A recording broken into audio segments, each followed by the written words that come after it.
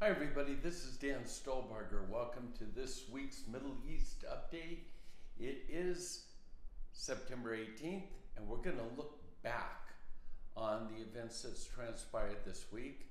And just as a quick reminder, the PDF notes are available. It should just be a link on the YouTube page for you to access, and more times than not there's more information available on those notes that we have time for with the YouTube video.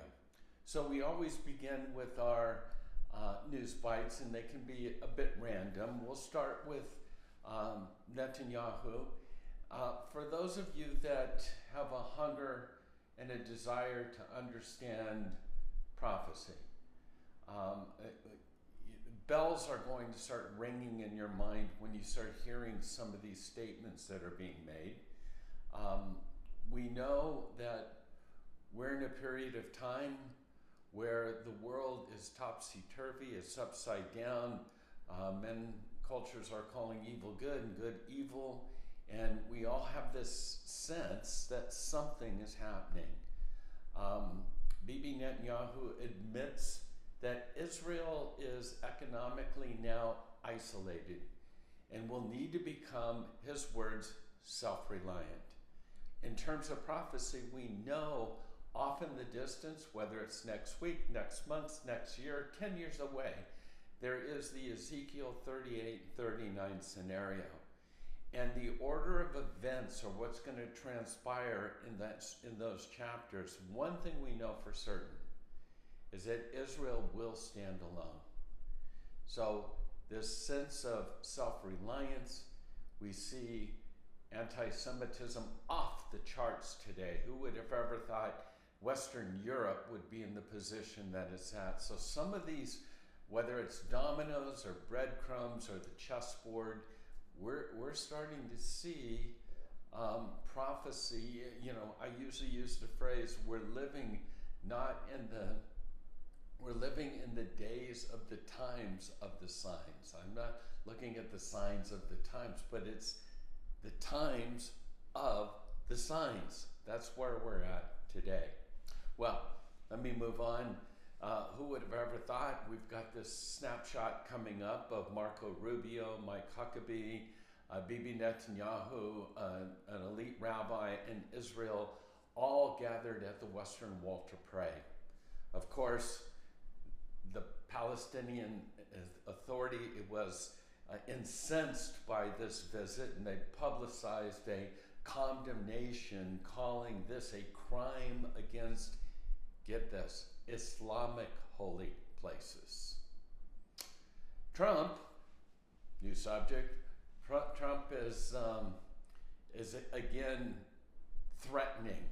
And let me just pause here for a second. One of the frustrations that I have after I've been to Israel over 50 times, and I've seen this repeat, this frustration of thinking when it comes to ceasefires and Hamas.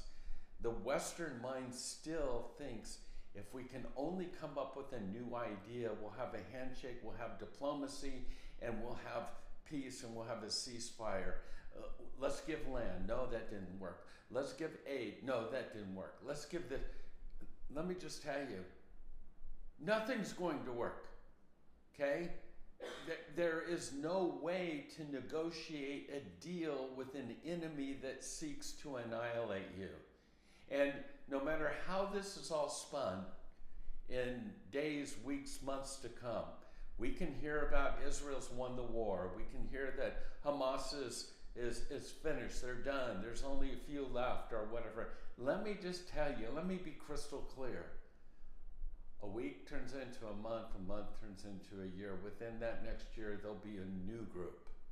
They may keep the same name, they may change the name or whatever, but this is not just a physical battle, it is a spiritual battle. This is a legacy of hate that cannot be negotiated away.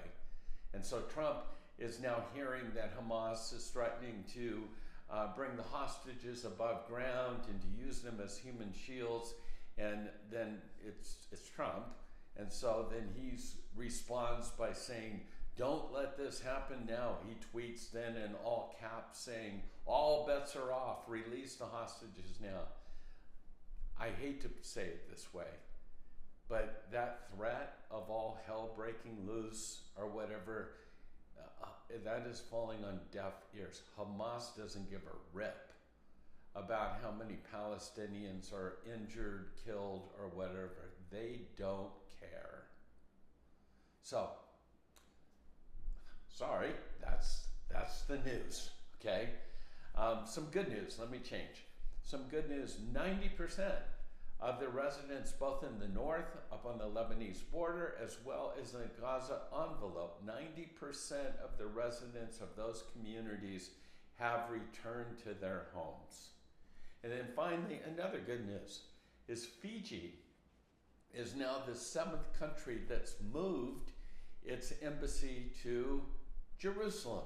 Of course, after the United States made that step. Now there are 7, and more countries have declared and pledged to do so. They haven't quite carried it out yet, but they've made the commitment. That's Argentina, Hungary, and the Czech Republic. So that's all good news.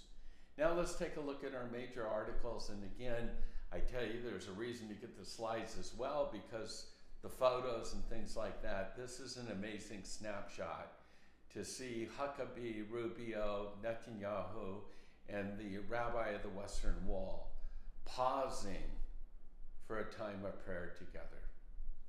You just gotta love it. And then we have the all hell's breaking loose. We have the Gaza Offensive that's taking place. It was on Monday, well, actually Tuesday morning, the IDF launched its long expected ground offensive into Gaza City. They did it on Monday night, and we're starting to see the impact of that. And again, the goal obviously is the utter complete destruction of Hamas, or if Hamas comes to their senses, which by the way, they won't, we'll see all of the hostages returned in a so-called demilitarized ceasefire. I wouldn't hold my breath for that. But the Gaza offensive is now underway. The big question is, how long can Hamas hold out? So the IDF's operation in Gaza City is expected to continue to expand. We know that the tanks now are in the heart of Gaza City. We know that hundreds of thousands of Gazans have made their way out into different refugee camps. We know that Hamas is wanting to use the population as best as they can as human shields. But unfortunately, it just appears that Hamas once again has missed an opportunity to deal before the IDF has made the effort and the commitment to take over the Strip's capital. So as the fighting ramps up in intensity, the coming days will no doubt test Hamas's endurance and whether Israel can force this group to cave. And then an article that I find interesting, once again, as I mentioned in the beginning, about those that are aware at least of the Ezekiel prophecy of 38 and 39. We know this coalition that's going to come together. The big three are going to be Russia, which is going to be Gog and Magog. But Russia, no big surprise there. Iran, Persia, no big surprise there, right? The other is Turkey. And so this article is simply called Turkey Watch. Turkey has made it clear that it wants to reassert itself over the land of Israel, and as the main partner in the Qatar-backed Muslim Brotherhood Caliphate. So Erdogan's Turkish armed forces have been tasked with strategic planning to conquer the Jewish state. And there's some targets that they've actually listed. They're looking at Ramat David. We've been there, the Air Force Base in the north. and Haifa and Ashdod and Eilat, and the gas rigs of the Leviathan, I guess you'd say, and then Dima or whatever. So we're seeing Turkey sort of ratchet up its focus, and you wonder how far away that Ezekiel 38 and 39 passage is. Amazing. It shouldn't surprise us, but there is a development of a new laser system in Israel that's going to be called the Light of Eitan, and it's a laser interception system that's been completed. There's been a series of tests that's been done, and so when it's fully operational, it's supposed to be fully operational in the beginning of this year, it's able to hit missiles and drones, and Iron Dome and the David's Arrow, David's Sling, I should say, those sort of interceptors can cost millions of shekels. And then when I'm reading this article, it says that Iron Dome interceptions, or the Light of Eitan, can basically, it's as cheap as turning on a light switch. Interesting to think that this would be in play, and when in reading the facts and figures, they're saying that this will create much more of a dome over Israel that will keep them completely protected from drones, from ballistic missiles, and rockets as well. So only time will tell, but good news. And then, as we kind of draw to an end, there's times that, once again, I think just in education, we have to understand the roots of this hatred of Israel. And it's pretty simple, actually. It begins with the indoctrination of children. So this is the article that simply is listed, Islamic Strategy, How Does the Enemy Think? So let me just read this to you. Perhaps one of the most crucial questions the IDF asked itself, one of the key aspects of Israel's war against Hamas and Hezbollah, has been the collection of terror materials, ranging from rockets, but also propaganda and booklets. The pictures here that I've given you on this slide are some of the materials that are brought back to Israel. They include a Palestinian Islamic Jihad children's book. Yes, a children's book. There's a Hezbollah DVD. There's a plaque congratulating Hamas for being a part of the movement for individuals or whatever. And there's a booklet teaching terrorists about the different IDF units. You can see all those pictures there.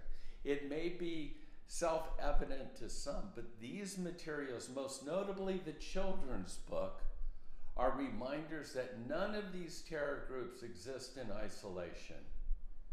Rather, they're held up by an entire educational framework.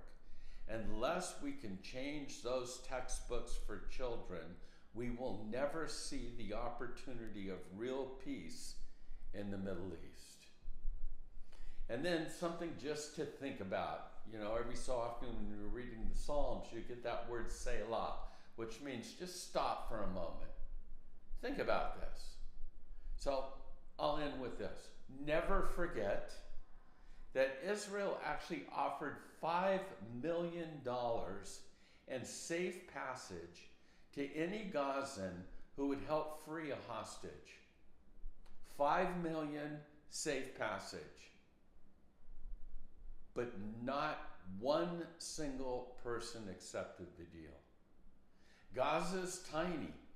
It's only a few miles across and a few miles long. It's got a population of about 1.8 million. And not one single person has stood up and helped to find or locate any of the hostages. 1.8 billion. Not one, not once. Selah. bless you. Pray for the peace of Jerusalem. It's a big week that's going on. People who love God need to take a stand this day, put on the whole armor of God, and understand the importance of prayer. With that, again, shalom.